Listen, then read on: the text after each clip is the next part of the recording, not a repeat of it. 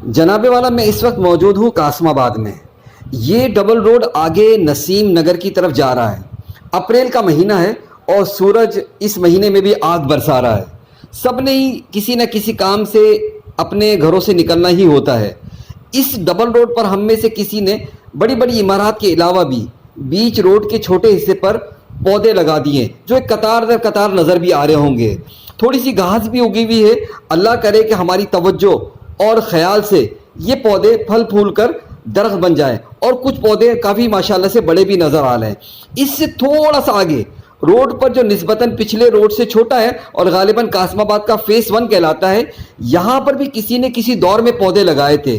आज देखें वो माशाल्लाह से दरख्त बने हुए हैं। दोनों रोड पर आप एक ही वक्त में गुजर कर देख लें, दर्जा हरारत में आपको वाज़े फ़र्क नज़र आएगा। उस रोड पर आपको कोई फुटपाथ पर बैठा हुआ नज़र नहीं आएगा, लेकिन इस रोड पर बहुत सारे ऐसे लोग जो मजदूर तबका है दरख्त के साए में बैठा हुआ है और अपनी रोज़ी का इंतज़ार कर रहा है। लिहाजा दरख्त लगाइए और अपने माहौल को खुशगवार रखिए।